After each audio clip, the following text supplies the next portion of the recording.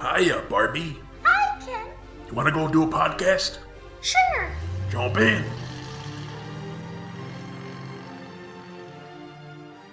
Princesses and pop stars, rockers and royalty, ingenues and debutantes of all ages, and everyone else. Welcome to Binging Barbie, a Barbie movie podcast. I'm your host, Jay, and with me I have my co-host. He's super talented and super grumpy, John. Get out of my face. For those of you just joining us, we are a podcast about Barbie movies. Each week we watch one of the straight-to-DVD animated Barbie movies, and we rate its story, characters, animation, voice acting, and music to see how it stacks up. And this week we will be talking about the 30th animated Barbie movie, Barbie in Rock and Royals. 30! Yeah! 30 episodes, well, more than 30 episodes in, but 30 Barbie episodes. We've watched 30 Barbie movies. Yeah. And that doesn't seem right. Is that more than there are Marvel or James Bond movies? Marvel, we have the Disney Plus shows, so technically those are longer. But the DC animated movie universe, we watched more Barbie movies than that. Watch more Barbie movies than DC extended cinematic universe. That was a long time ago, but yes, we did. No, I think Marvel's is like, 34 right now? Something. Well, we'll have to double check later. But when we're done, we'll definitely have surpassed them. Oh, yeah. Maybe not in hours. Or if you include other stuff. It's a whole thing. Yeah, I've already mentioned this in episodes before, but on Letterboxd, if you're a patron, it'll tell you like who your most viewed actors are, and Kelly Sheridan has entered my most viewed actors and is climbing the list. I think Tabitha St. Germain is also on that list. I mean, that's going to end at some point. Very soon, actually. But yeah, Rock and Royals. Yeah. This was released on September 8th, 2015, so same year as Princess Power, though if you compare them side by side, they look entirely different. Yeah, entirely, completely. Yeah, it's kind of crazy. It feels like one project was a priority, and I think maybe the correct project was the priority. Yeah, no, for sure. It's kind of like those days where you had one project that was not great, like Fairytopia. Then you had the other stuff, which was fun. Yeah. Also, the Princess Charm School and the one right before that as well were. Yeah. We've kind of been going like off and on of like one movie we don't like that much, then another movie we like more, and I wonder what's going to happen next week. Yeah. Hopefully. Well, next week we're it's going to be our number one. Yes. Oh, no, I get that. Yeah, we're doing that, but still. Yes, next time. Next week is a surprise, but the next Barbie movie we do. Mm-hmm. But yeah, anyway, this was directed by Karen J. Lloyd, who I don't know how much we talked about her last time she directed one of these, because I was sick on the Secret Door episode, so we were that was a shorter episode than usual. But she is the first woman to direct one of these Barbie movies. Oh, I think we did mention that, yeah. Yeah. Which, I mean, that's cool, because Barbie was becoming a director way back in Fashion Fairy Tale, so finally getting some representation there. Yeah, it's written just by needed someone to do the job, so. Well, that's the case of all of these Barbie movies, I think. Yeah. But yeah, it's written by Marcia Griffin, who she wrote the last movie as well, if I'm not mistaken, Princess Power. Did she? Yes, she did write Princess Power. Oh. So, okay. Yeah, kind of a step up Though again, with Princess Power, we were wondering if maybe there was some last minute changes to that. There probably was. But yeah, here it's you really get a sense for her strength as a writer here. Mm-hmm. Mm-hmm. Very much so. Even some subversion of expectations where I really liked. Yeah.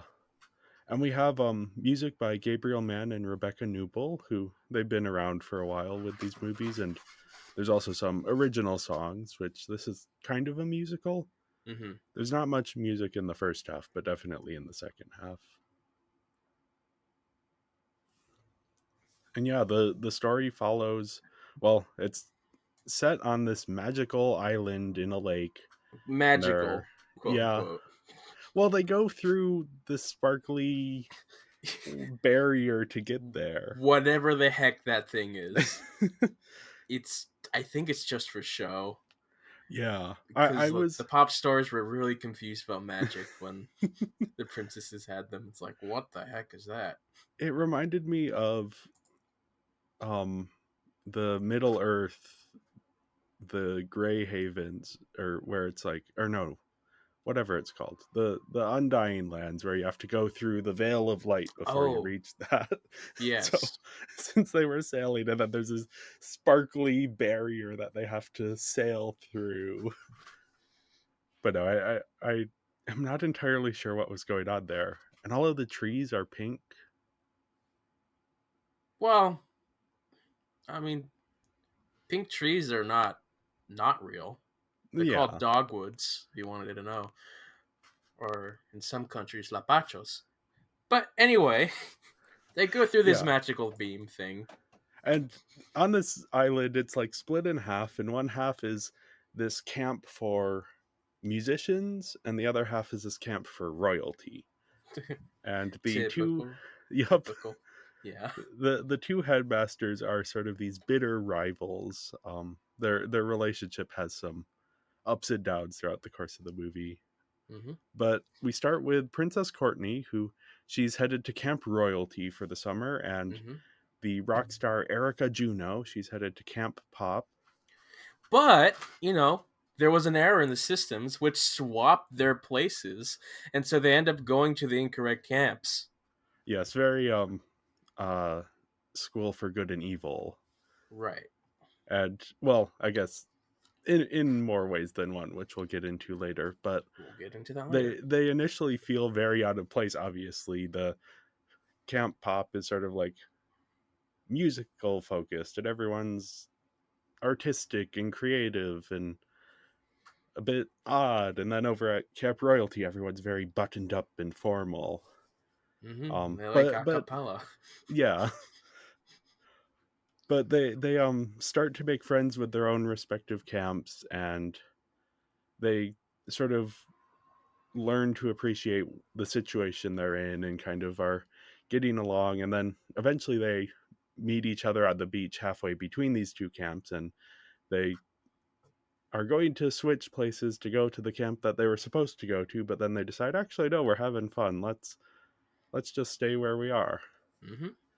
But while this is happening, Lady Anne, who's the headmistress of Camp Royalty, and Finn Oxford, he's the headmaster of Camp Pop, they are trying to take over the other person's camp to expand their camp and have the whole island to themselves. Yes. And it turns out that they are ex-lovers who are now bitter enemies.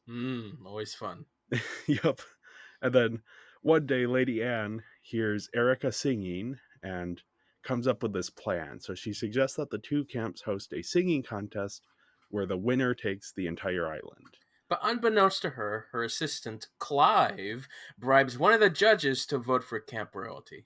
Yep, there's three judges. One is a pop star, one is royalty, and one is a ballerina. Nope, that And nobody so, knows. yeah. And so Clive bribes the ballerina to get to win that sort of swing vote. Mm-hmm. But Lady Anne, in the meantime, is trying to play this competition fairly, so she recruits Erica, the rock star, to sing a cappella with some of the Camp Royalty kids. And Erica is trying to plus the song, this a cappella song that they're singing. So she's improvising during the song, and that angers the de facto leader of the Camp Royalty Kids, Princess Olivia. And Lady Anne has to eventually intervene and actually puts Erica in charge because she kind of correctly identifies that Erica is the stronger singer. And Erica uses that opportunity to kind of give herself the big spotlight in the song, but that obviously doesn't. It angers Princess Olivia, and the other Camp Royalty Kids are also a little bit unhappy with how much Erica is featuring herself. In an Um, acapella group, yeah. yeah. But then in the meantime, Princess Courtney's friends at Camp Pop overhear her playing a song that she actually wrote herself, and they are impressed. And the song they're supposed to play for this big tournament isn't working out, so they're like, "Hey, Courtney, could we use one of your songs?" And she encounters some resistance, but that's sort of less than um the Finn Oxford, that's his name, right? He sort of sorts it all out. Mm-hmm. And then Erica, she's angry at all of the Camp Royalty Kids, and she sneaks into the office to call her manager. But while she's there, Clive, Lady Anne's assistant, walks in and Erica overhears him talking about how the winner of the competition will take over the other camp. This is something that wasn't known to all of the students at this point. Mm-hmm.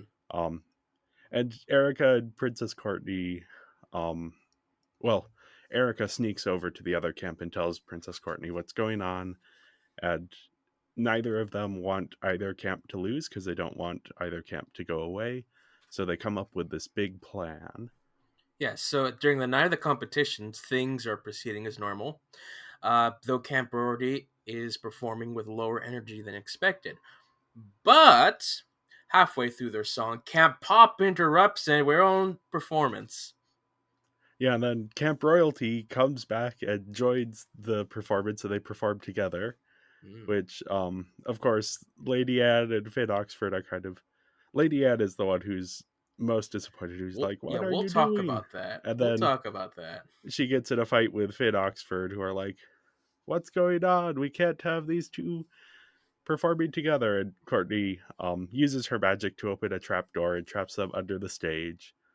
And it initially seems like the judges are going to declare a tie, but Clive sort of comes up and whispers in the ballerina judge's ear that he bribed her, and so she votes for Camp Royalty, which makes them the winner.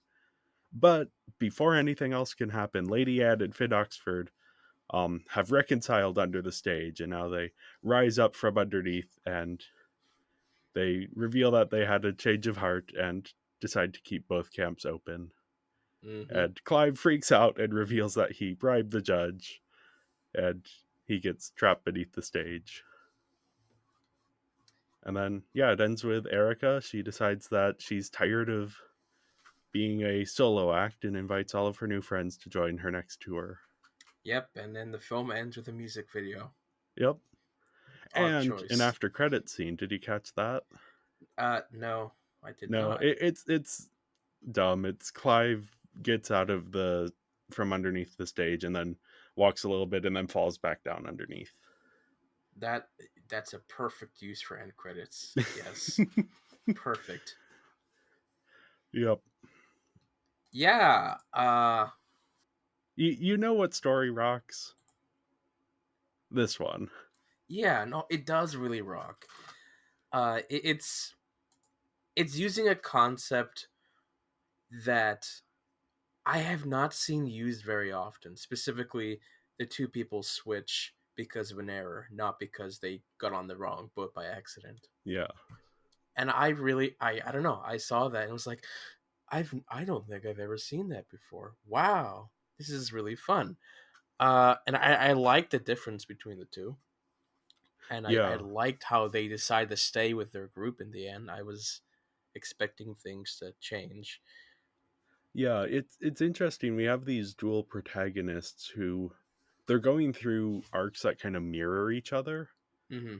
where they're growing at the same time, but the lessons they have to learn are the opposite lessons. Yes. Where Princess Courtney, she's very buttoned up, very formal, but she's kind of like suffering in that she has this internal life that she's having trouble expressing. So being at Camp Pop, she has to learn to express herself as an individual.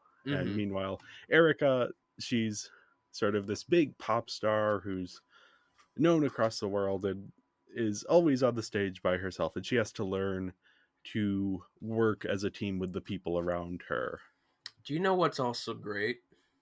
What? None of these two characters, they don't really meet besides the opening Yeah. until 2/3 of the way through the film. Yeah. And I saw that when that happened, I was like, "Oh my gosh, they're meeting!" I was so excited to see them meet. Yeah. Because you've been spending time with both of them and getting to know them. Yeah, no, it's a choice that's not often made in films. It happens all the time in TV shows. I Yeah. think the only other time I've seen this happen to this degree was like in Game of Thrones when we had Peter Dinklage meet Emilia Clarke. That was exciting. Okay. Yeah. Sort of the building up to the moment. And I Yeah, like that they're friendly with each other. yeah. There's no conflict at all, no resentment for you took my place. They're just like, oh, let's, and they even like, they're like, hey, let's swap places. And then they get a few steps in it. They're like, actually, never mind. Hmm. Like, because you totally expect, they swap places, and Princess Courtney is not really liking the royalty camp, and Erica isn't really liking the pop camp, and so they switch back. But no, they just skip that step entirely, and it's just like, no, we like where we are, even though that's not where we were planning on going. Hmm. And in a story like this, where you have two rival camps, you expect that the villains are going to be the heads of the two camps, but it's Yeah, not. It's more one camp than the other, but more yeah, specifically, someone else in the one camp, and kind of less of the head. yeah. Lady Anne has some villainy in her, but she does We'll get redeemed by the end. Yeah, we'll talk about her, but yeah, no, it was just pleasant that I was seeing these characters and thinking, are they gonna be those type of characters? But then they weren't, and it's like, Yeah, oh, that's nice to watch. I'm actually happy for this. yeah, and one of the interesting things, I mean, these camps sort of represent these opposing ideologies, where camp Mm-hmm. royalty is more of this like conformity, but also collectivism, and then camp pop is like freedom and also like individualism to like a very extreme extent. Mm-hmm. And the point of the movie is that neither is fully right or fully wrong, and it's kind of like by ending up in the other camp, the two protagonists learn the lessons they need to grow. Like, even though they ended up in the quote unquote wrong camps, they actually ended up in the right camp for their character. Mm-hmm. I'll say that probably the one thing that doesn't truly work out is at the end when they're preparing for the concert. What it's supposed to happen is that the outsider teaches the students how to be more like the other. Except Yeah. that doesn't really happen for the pop stars. Courtney doesn't really teach them how to be more like royals. So, Yeah. And I think some of that is like, because working in a band is like a big thing of being a musical artist. mm-hmm. So I think that's just kind of like, because you have sort of Erica has to Oh, learn the collectivism, but less so do the other pop stars have to learn it. unless it's about Courtney's teaching the pop stars to be more as a group because they were Yeah. struggling to be as a group Oh, together. yeah, that's a good point. And Juno was teaching the royals to be, hey, stiffen up. You don't have to be all in sync. You can, Yeah. okay, maybe that's what it is. Okay, problem solved. I figured it out. Pretty good.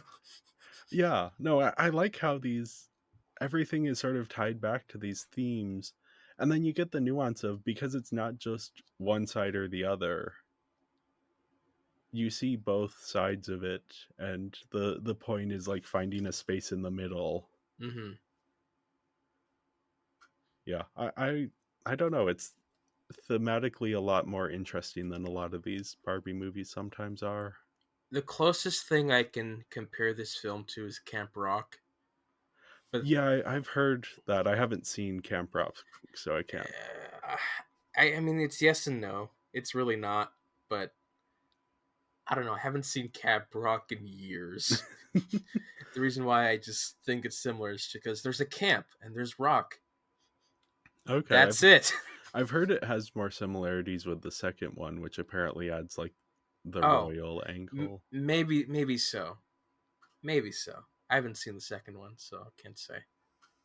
Yeah, my comparison point was a book and then a movie adaptation that we actually did an episode on for this podcast, The School for Good and Evil, which similar idea except it's a bit flipped where you have the princessy type character ends up at the school for evil and the witch type character ends up at the school for good and they have to, but there it isn't like an error, it's sort of magically decided by what's really in their hearts. Mm-hmm. But the point is similarly this like, okay, neither is perfect. And the way the school for evil is characterized, it isn't like evil, it is more of like this sort of individualism and freedom,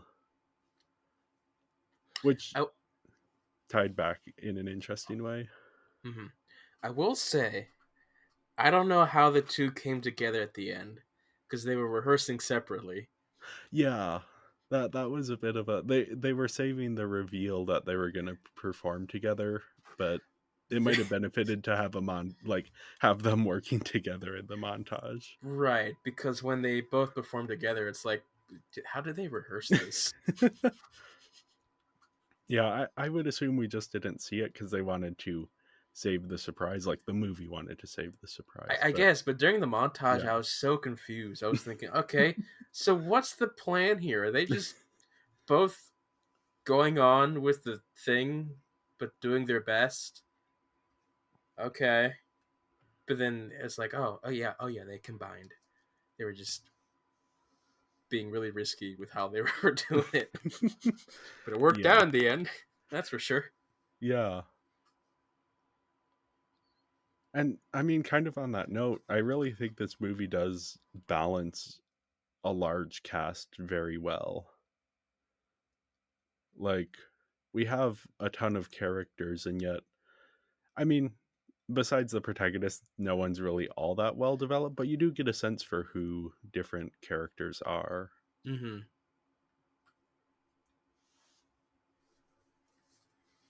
Yeah, even like the magic stuff, which is kind of an afterthought, but it is kind of cool that, like, Yeah, it's an afterthought, but it's much more explained because in Princess yeah. and the Pop Star, they just have these magical items. And when it was revealed that they had these magic items here, I'm like, oh, is this just another Princess and the Pop Star? Why do they have this? And then it's revealed, oh, all the royals have this. It's like, oh, Yeah, and okay, and it's a secret too. Nobody else knows this. That's neat. there's They have unicorns unicorns and as well. yeah, it reminded me a bit, oddly enough, of a movie that I don't think many other people have even heard of.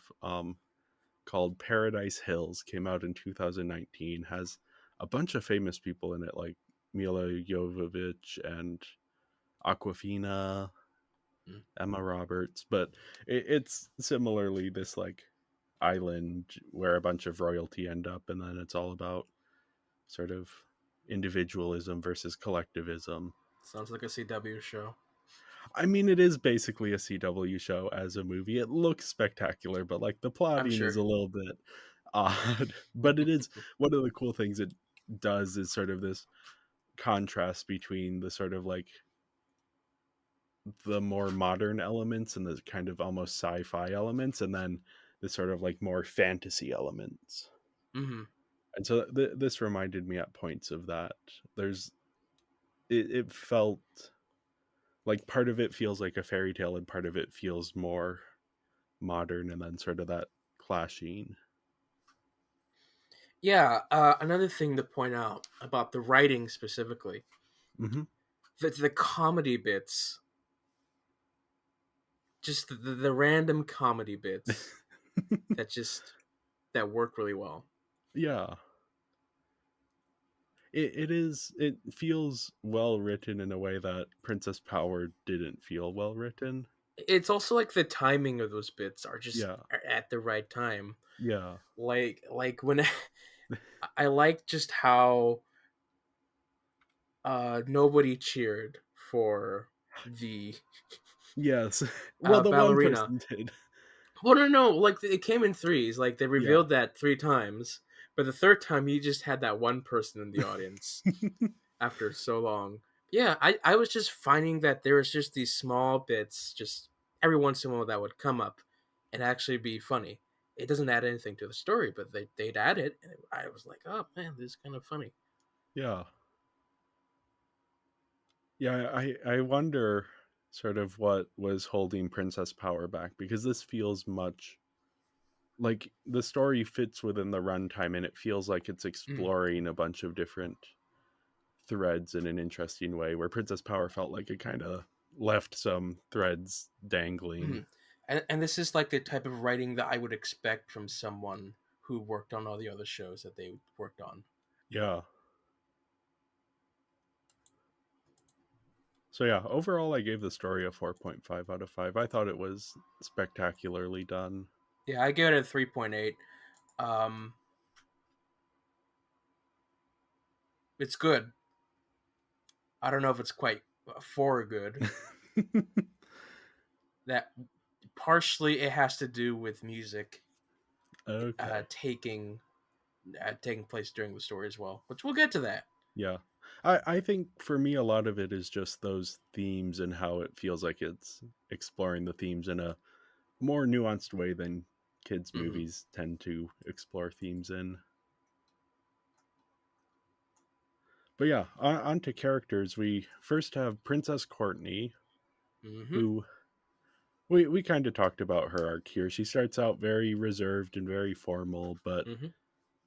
Camp Pop sort of gives her the space to explore her creative side, and she's kind of finally getting an opportunity to express herself. And she has a great song, the one that she sort of plays while she's alone in this classroom, and then all of her other classmates show up and hear her singing it. That kind of expresses the inner turmoil behind her very reserved sort of appearance.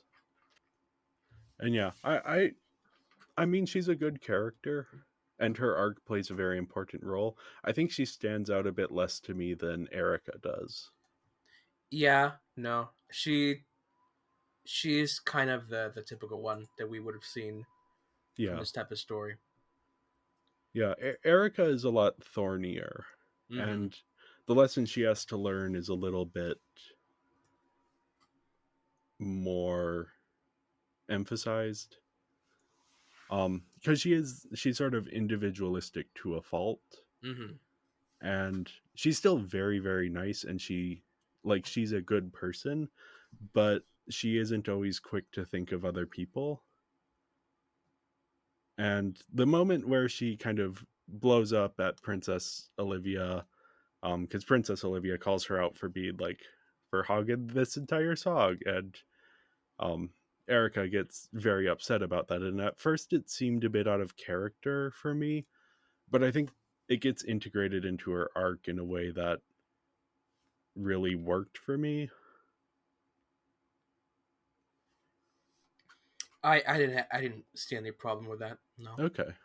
It felt just like slightly, and I think part of that was just my expectations of what a protagonist in a Barbie movie does. Usually a protagonist in a Barbie movie does not get upset when someone calls them out for being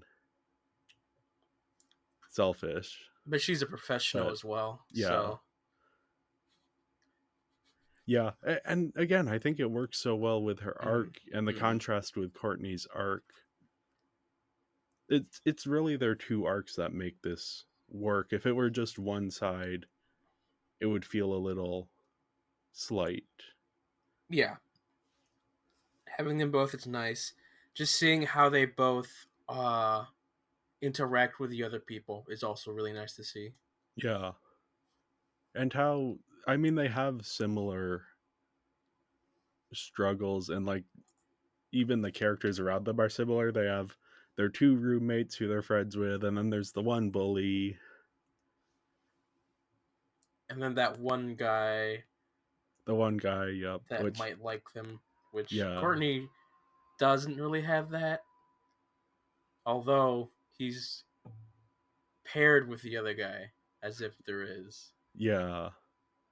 But sort of those parallels that, and I think we'll get into it actually right now we can, where we Mm-hmm. have Zia and Reina are Courtney's friends at Camp Pop, and then we have Princess Genevieve and Princess Aubrey at Camp Royalty, and they're filling kind of the same role to the extent that they kind of feel like all four characters are basically just the same character. Mm-hmm. Um, but Zia and Reina are the ones who kind of pull Courtney out of her shell, and they're immediately friendly in a way that kind of takes Courtney off guard.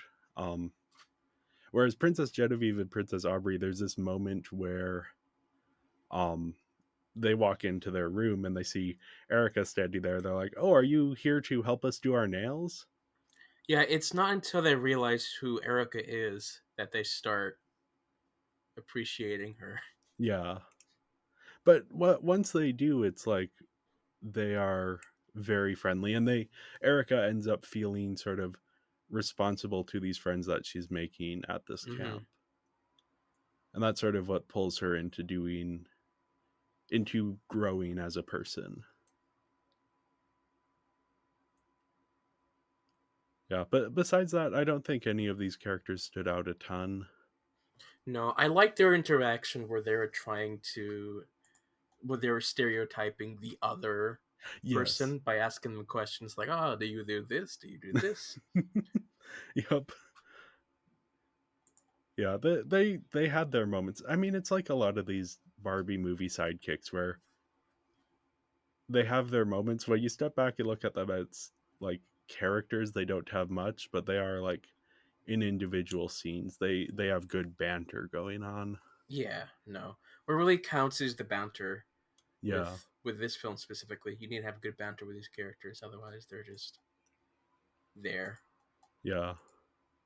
We also have Prince Edmund, who Mm, he doesn't get much to do, but he does have a cute little flirtation with Erica. that's it, Yeah. That's the extent of his character. The As which you is mentioned, there's sort typical. of a counterpart to him in Camp Pop who gets even less to do. Um but yeah, didn't feel like wasted time at the very least. No. The bully characters of these schools, we have Princess Olivia and Sloane, Mm-hmm. and I've grouped them together because again they serve a very similar function, though in mirrored ways. Where Sloane is kind of very, she doesn't like that Princess Courtney is at the camp, and so she's kind of there to like be what Princess Courtney fears of, sort of like, what if I express myself and people get angry or don't like it? Mm-hmm. Meanwhile, Princess Olivia has a bit more to do in that she's the one who calls out how Erica is being selfish. So she is kind of right, even if she's also very much wrong about sort of, she's very sort of snooty about how, oh, Erica doesn't belong here at this camp. Mm-hmm. But she also does correctly identify that, like, okay, Erica was being a bit selfish in the song she was During the leading. group a cappella Yeah. section. And we'll get to the music, but it is interesting how a lot of these character dynamics are explored through music. Mm-hmm. Now we also have maybe the most fun character in the movie, Finn I Oxford. know. Oh, Finn. I He's I did not expect to like Finn so much. Yeah, No, he's the classic UK rock star. He has the haircut, he has the outfits. he's got like the Beatle, almost Beatle accent. Yup. But no, I like that. I expect him to be the more villainous of the two, just Yeah. because like he fits stylistically, he fits like other Barbie villains that we've had in the past. But no, he's he's non-manipulative. Like at Yeah. first he's like indifferent, but then like he's genuine the entire film. He's like, oh, if you think Courtney has a song, go ahead, yeah, express yourself, love. Uh, Yeah, pretty much. yeah, like he does want to take the land, but he's not gonna go through uh Improper channels. improper means to do so, Yeah. which I liked. I liked that he did not devise a plan to undermine the other camp. He's just so sincere. And like he wasn't even against them joining at the end. He was like, "Oh, that's nice." Yeah, it was only when Lady Anne got angry that he then started arguing. Mhm. And yeah, speaking of Lady Anne, she's definitely the more Oh, yes. villainous of the two, but in a way that gets subverted. Mhm.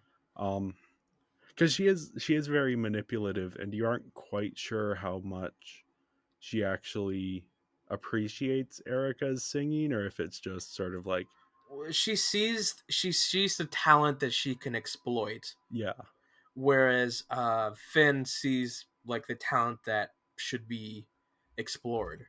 yeah. That's a good way of putting it of like, and that kind of fits with the vibes of each camp. Mhm. um yeah, actually this is something to ask right now. I am curious. So one of the interesting things about this movie is kind of like thinking, which camp would I want to go to and which camp would I benefit from going to?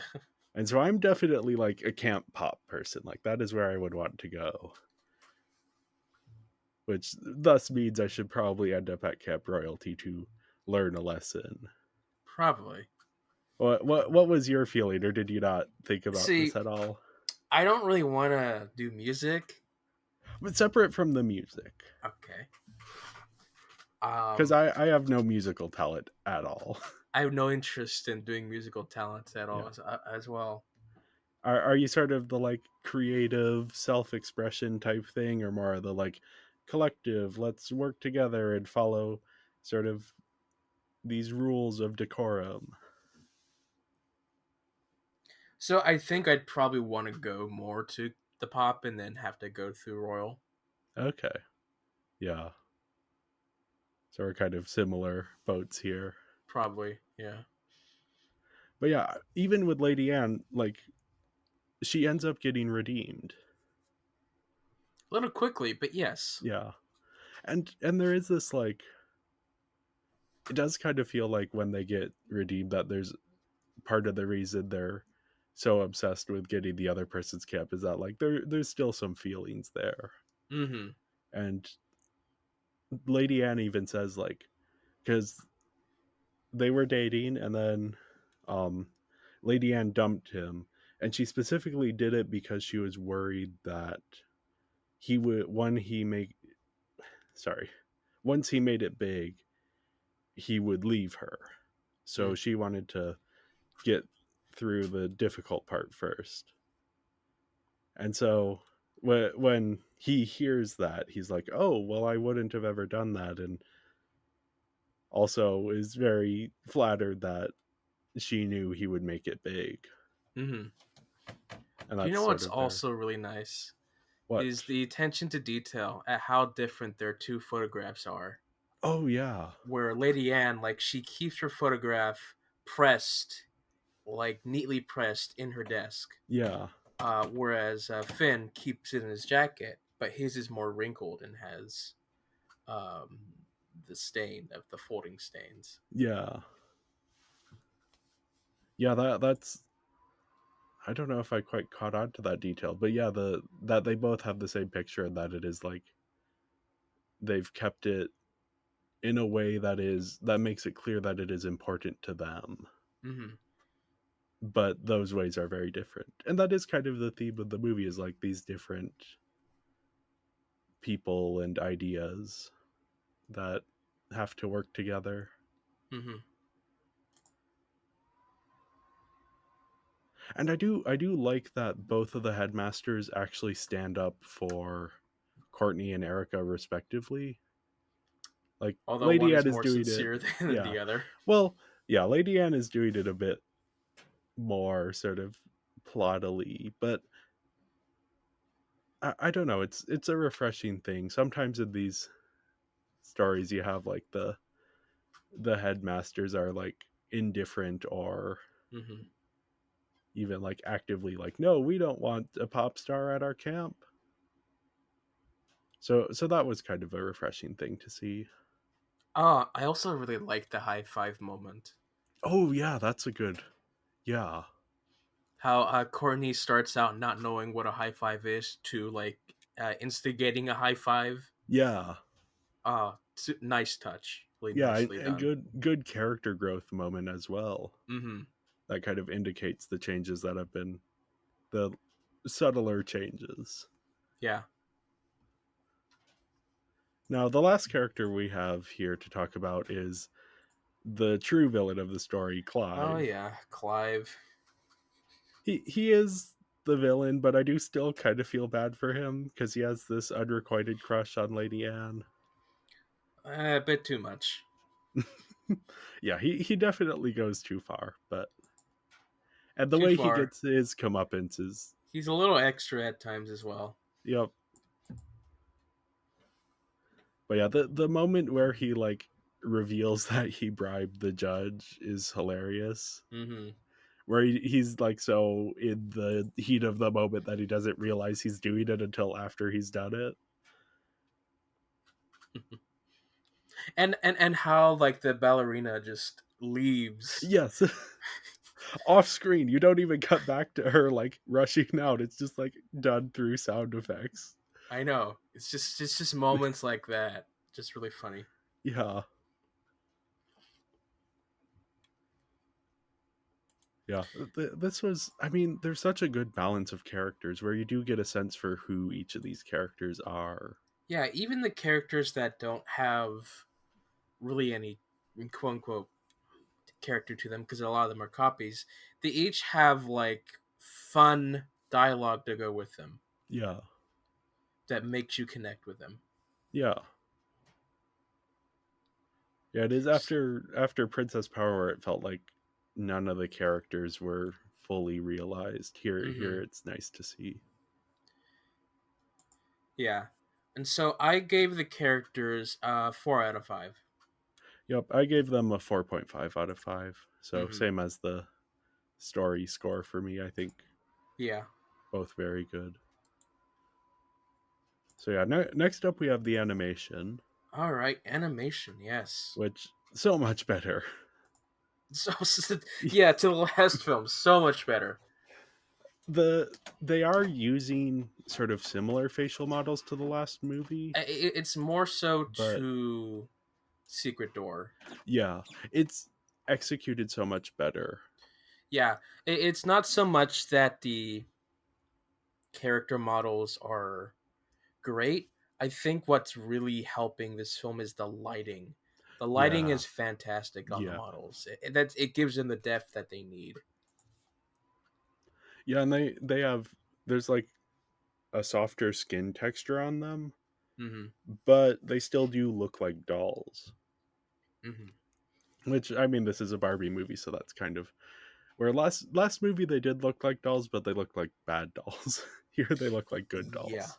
yeah, no, Barbie no longer has the sunken cheeks, which really helps her not look like Gollum. uh-huh, yeah. And I remember last episode you had a complaint about how simple the costumes were. Here they were so complex with so many like Yes, parts and layers and even patterns and even though I do wish that during the performance everyone got a new costume of some sort, yeah, I even was if at it's the slight. yeah. I wasn't the biggest fan of the post transformation dresses, so I wasn't too sad that everyone didn't get the same kind of glow up. But Yeah, why did Courtney get pink hair? It's yeah, Princess and the Pop Star all over again. it did look a bit odd. Yeah. But no, the lighting and the movement just really, you can have the simplest character models, but if you have fantastic lighting and good character movement, Yeah, you're set. It's good. and Erica looked so cool. Her Oh, outfit, her hair, everything. yeah. And unlike any other character we've seen in any Barbie movie, she has that sort of like punk. She has like streaks of blue in her hair. Mm-hmm. And yeah, even like the movement, the dances were a lot of fun, Oh I yeah. thought. Oh yeah. The backgrounds looked pretty good. Mm-hmm. There's some really good production design that sort of like these two camps parallel each other in interesting ways. I like that also subtly the dances are different for each Oh camp. yeah, yeah. And yeah, the like differences like all of the camps like it's tree houses, but the royalty, the treehouse looks like a big fancy manor, and then the pop cap it's musical notes. Mm-hmm. And the production design is by a production designer, well, mainly concept artist by the name of Milena Strakovich. I hope I'm pronouncing that correctly. Um, but she's a super prolific concept artist. This is her only Yeah. Barbie movie, but she's It's so odd. It's so yeah, odd. she's worked on Sucker Punch, Star Trek Beyond, the A Series of Unfortunate Events TV show, Godzilla King of Monsters, The Last of Us TV show, a whole bunch of stuff, a A whole whole broad. bunch of like well-known and prolific stuff. What's Yeah, she doing with Barbie? I mean she's doing really good work, and it is worth noting. Usually she's like a concept artist, but here She's doing she's the upcoming Alien TV show. oh that's cool. Yeah. Yeah, and yeah, like I was saying, usually she's a concept artist, so that's sort of like someone coming up with concept art, but not necessarily leading the production. But Mm-hmm. here she's the production designer, so she's sort of the one in charge of setting the tone, the like visuals for the. And then we do also have art direction by Pamela Prostar and Renata Marchand. Mm-hmm. Um, and I'm not entirely sure who did what work, but I did want to also shout them out. And they've mainly been working on Barbie movies and a few other animated projects. Mm-hmm. So it feels like with Milena Strakovich, like she feels like they brought in a celebrity star to do that, but happens to be like a production or like a an artist, not a voice actor, if that Mm-hmm. makes sense.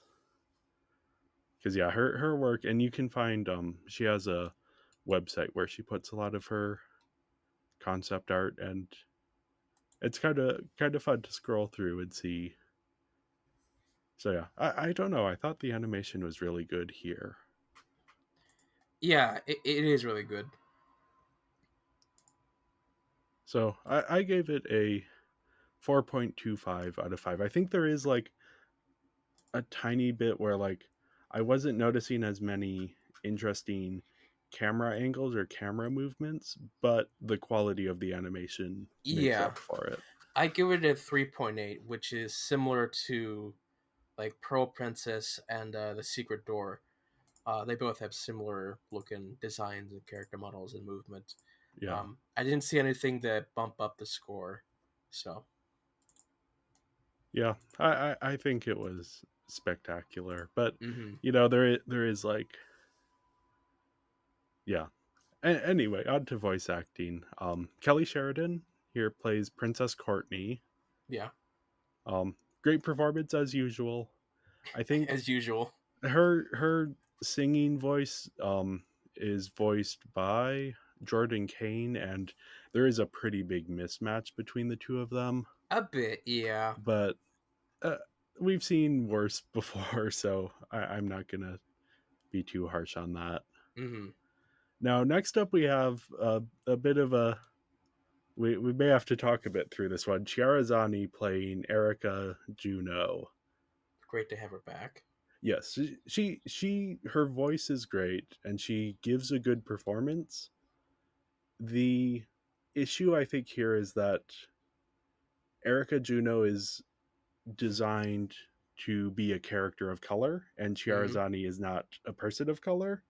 As far as I could tell, her ancestry is British and Italian, and so it is a bit uncomfortable that she's played this character. That I have no issue with that.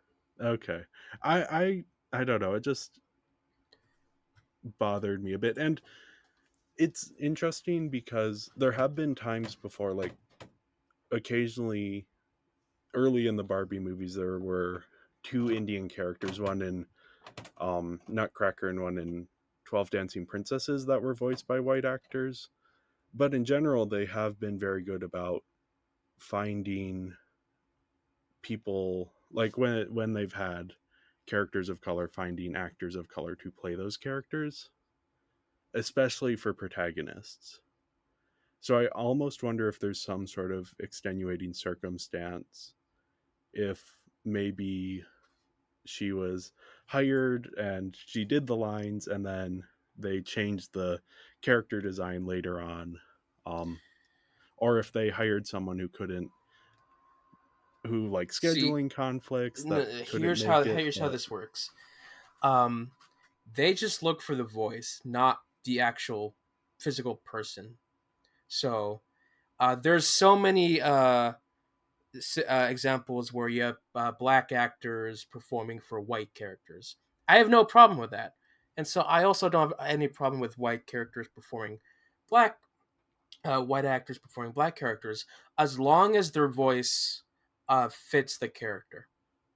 It yeah, doesn't matter if the actor doesn't look it. So if they're doing this like in live action, sure, I'd question why you have face paint on this white actor. But for voice acting, it's not an issue. It's really not. yeah, for me, the thing is they've been so intentional about, specifically for the protagonists in the past, that I don't know, it just felt like maybe they could have found someone else to do the voice. But yeah, again, I think she gives a good performance separate from all of that. And I think Alana de Francesca, who plays the singing voice, is also a good match for Chiarazani. Mm-hmm. But yeah, next up we have Michael Dobson, who he just perfectly captures that British rock star voice. He's been in several other of these Barbie movies. He's been around since Swan Lake, where he played the Erasmus, the character who gets turned into a worm. Mm-hmm. If you remember that, Yeah. he had the Book of Forest Lore, Mm-hmm. that line. Um, and I know he does a lot of other voice acting work. Yeah, Michael Dobson, he's fun. We also have Nicole Oliver, who I thought did a really good job as Lady Anne. She's, because you have this character who is supposed to be a little bit villainous, but not enough that she can't be redeemed. And so I thought Nicole Oliver did a really good job, sort of not overselling any of her lines. Like, she has a few good evil laugh moments, but for the most part, it's a more subtle performance than, say, in the last movie with oh, now I can't remember the names, but the villain in the last movie was very sort of cartoonishly evil, Mm-hmm. whereas here we have a bit more of like a reserved performance. Yeah. And then I did also want to shout out Alessandro Giuliani, who, again, he's someone who's been around for a while. He played the merman guy in the Fairytopia movies, Mm-hmm. and he plays Clive here, and he is hilarious in that role. He has some good line readings. Yeah. Um, the other person that I want to point out is someone called Ingrid Nilsson. She played Sloane and a bunch of background characters. This Yeah. is for her first time in Barbie, but no, I love um having her around because she does fantastic emo characters, which Okay. um she did a little bit here, but no, she's really great with those. Yeah, we have a lot of returning people from early as well. Hmm. We have Peter Clemeus, who's been in a few of these. Um, Adrian Petru, who voiced some of our favorite Kens from like the Fashion Fairy Tale and Fairy Secret area. So yeah, kind of fun to get some people back, some recognizable voices. So yeah, I gave the voice acting. Oops, I gave it a 4.25 out of 5. Um, and that's just again, I some of the casting decisions were made me a little bit question it a bit, but I think the performances on their own are very solid. I give it a 4 because it's solid as general. Okay, so last up we have the music, and first off, it starts so well with this sort of opening credit sequence where we start with sort of this more classical music, and then there's like a needle skip and we get the rock and roll elements mixing in, and we're Hmm. watching the two protagonists prepare for camp. They're packing their bags, and it's sort of like bouncing back and forth between these classical elements and these more modern pop elements, and that kind of continues throughout the rest of the movie. So even just the score itself I thought was really interesting. But then we get the original songs, and some of them are better than others, but I do like most of them. Hmm. Now we start off with a bit of a doozy, the going to camp song. Going to camp. that that Can't one, I wait. mean, it's fun. It's fun. It isn't as good as some of the later songs. It is kind of introducing the sort of the differences between the two camps. Yes. But yeah, um, the songs I did want to spotlight are "What If I Shine." That's the song that Courtney sings, sort of when she's alone in the classroom, which I already sort of alluded to. But it's it reveals sort of this struggle within herself between this sort of conformity she's expected to have as a princess and then this self-expression that she wants to explore but feels like she can't. And it's more of like a ballad, which I don't tend to like, but I think this one serves an interesting character purpose. Hmm. And then we also have my other favorite song, less for the song itself and more for the character dynamics, is When You're a Princess, which is the song, the initial a cappella song that Camp Royalty is going to put on. And this is the one that reveals sort of Erica's talent here, where she's like in the background, she's not playing any of the lead singer, she's playing a backup singer, and she can't help but sort of like plus the song, and she's singing her own lyrics and trying to add to the song and express her own voice here. And that's where the conflict between Erica and Princess Olivia is kind of most apparent, is in this song, where the lyrics themselves are not calling it out, but it's the Hmm. way the song is sung. You're feeling this conflict.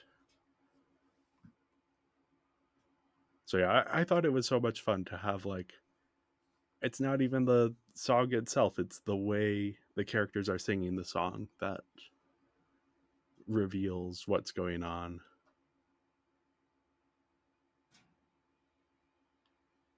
What was your favorite song?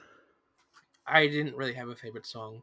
Okay. There was not one song that really stood out to me. Thought they were all fine, but no.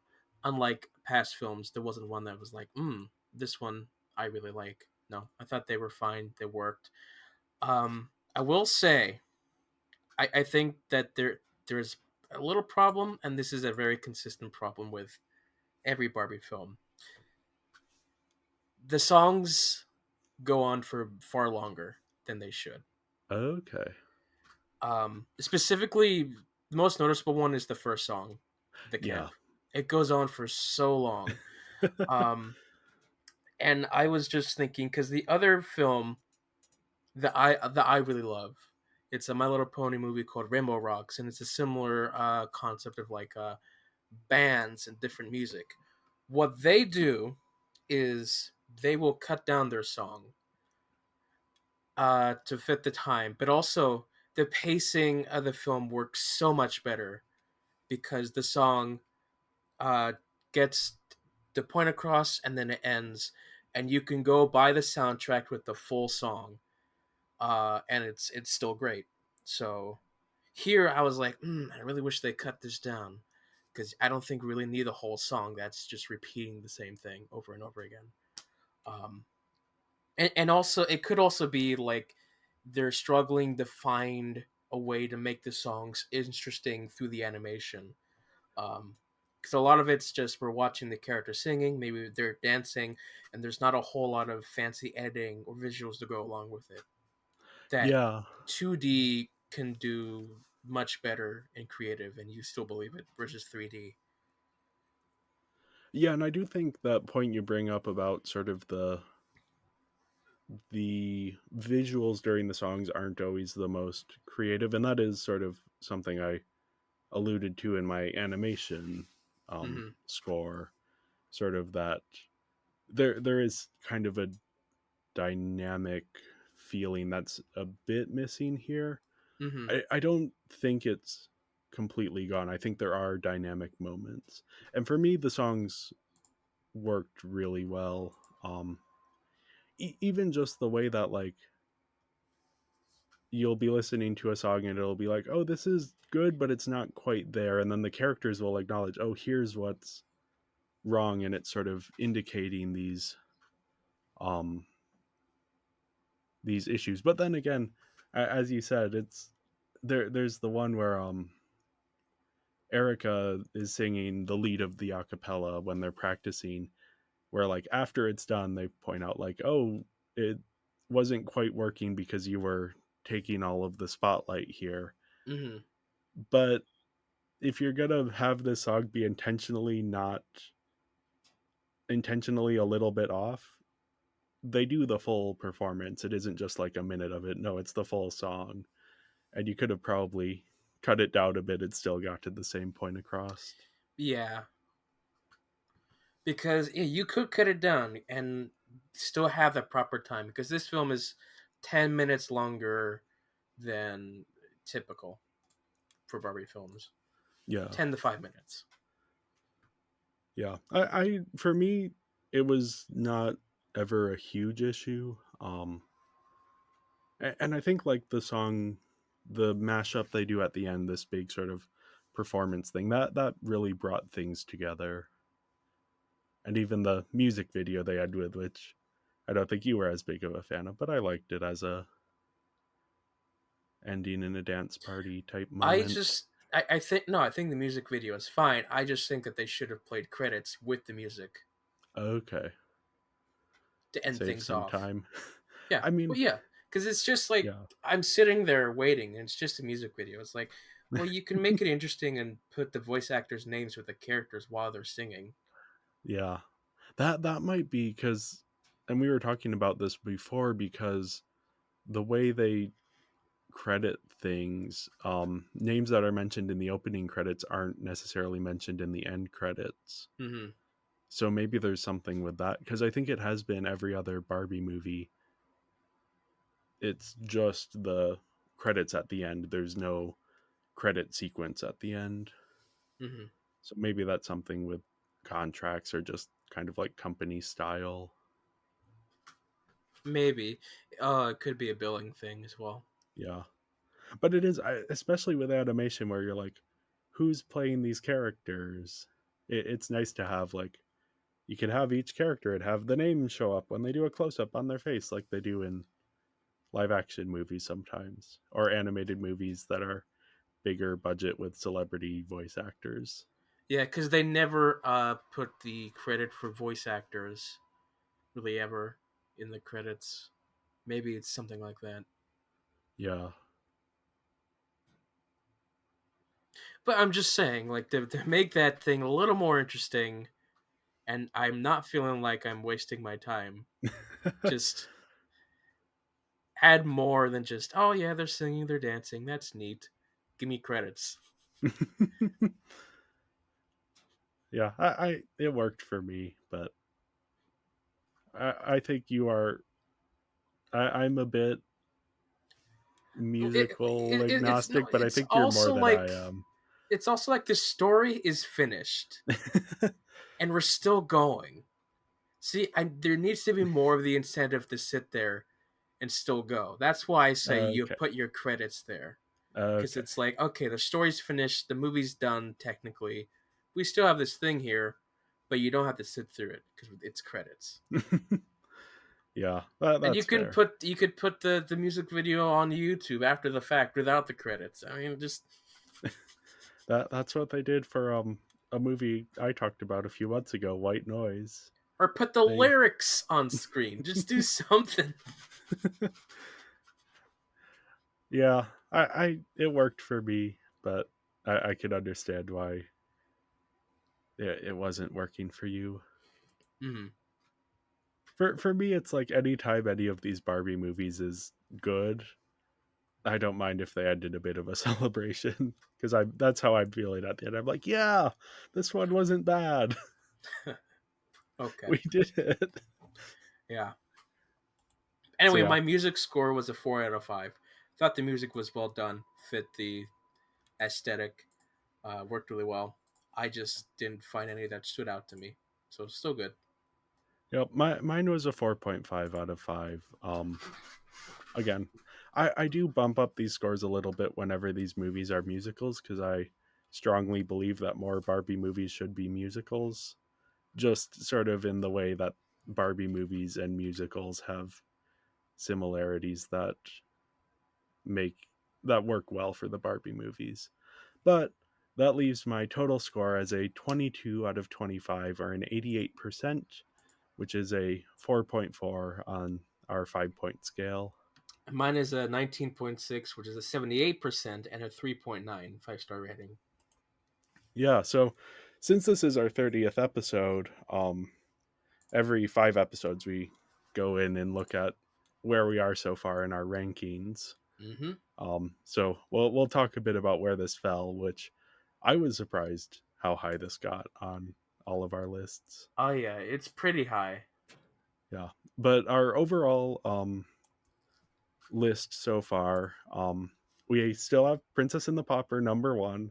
Mm-hmm. That has been there for a while. I don't expect this will ever move. I think we can both agree this is the pinnacle of what a Barbie movie Unless can be. unless the Barbie movie Oh tops it. well, yeah, yeah. I wasn't including that because I think that one is we almost have to rate on a different scale. But the But percentage will still yes, add up. yes, we'll put it in our rankings. But yeah, anyway, number 2 we have Magic of Pegasus, which that has a 4.3, so right behind Princess and the Pauper. And then number 3, Rock and Royals. Yeah. It made it up there. Interesting. With a 4.2. Yep. And then number 4, A Christmas Carol, Hmm. which another one that we were kind of surprised how high it ended up getting. And then number 5 is still Rapunzel. We Still have Pearl Rapunzel. Princess hanging out right beneath Ah, that. poor Pearl Princess. Yep. And then at the bottom of our list, our bottom 5 is Oh. still at the bottom, Barbie Diaries. Nothing has bumped that off yet. Then right above it is Thumbelina. Mm-hmm. Then above that, Perfect Christmas. Mm-hmm. Then Princess Power, and then right above that, Princess and the Pop Star. Wow.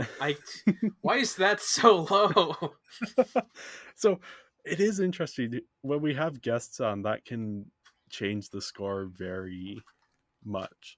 But I Hmm. think the bottom five here is basically my bottom five as well. Slightly different order, but oh no, not quite. I have Thumbelina, Barbie Diaries, Perfect Christmas, Princess Power, and then Nutcracker, which I was a bit harsh on. I will admit. If I did these again, then that would change where it ranks. Yeah, But I'd yeah, my probably top. put Nutcracker lower. I don't know. Yeah, you have it higher on your personal list, I think, than I I do. do. It's not bottom, but I don't think it should be as high as it is. How high is it? I don't remember. Let me look. Well, we'll see in just a second. Okay. My top five right now are obviously Princess of the Pauper and Magic of Pegasus 1 and 2.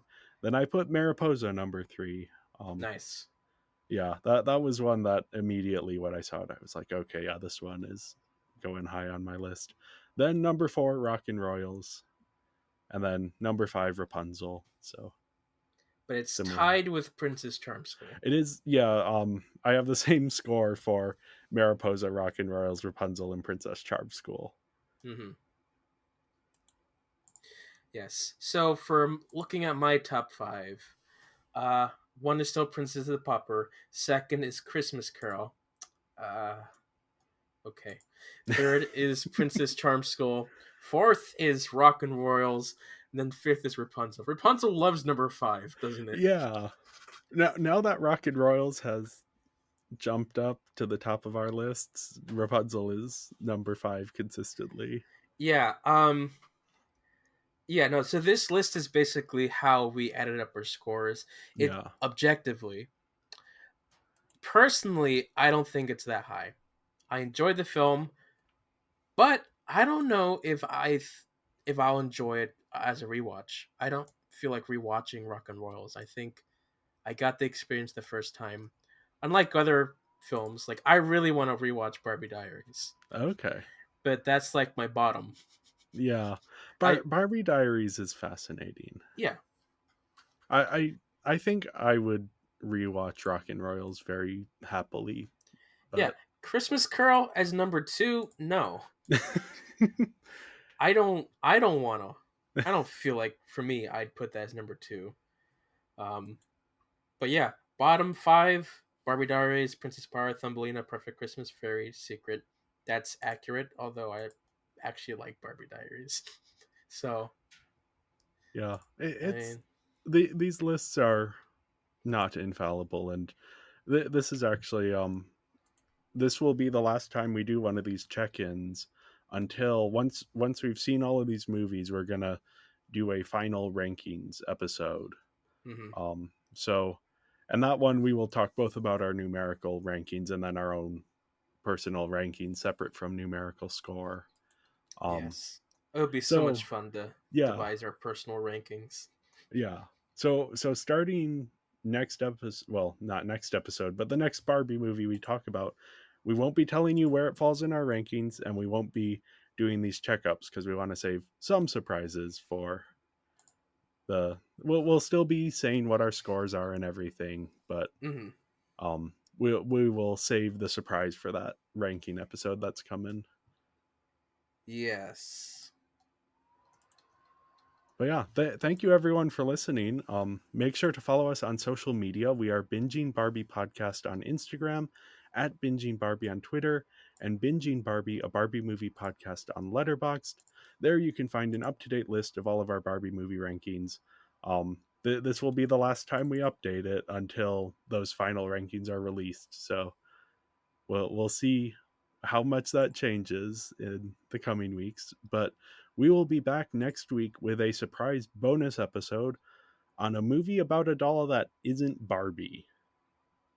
Now it's going to be a few days late, for a very good reason. You'll find out why when we release it, and we hope the anticipation doesn't kill you. Whoa. Bye. Bye.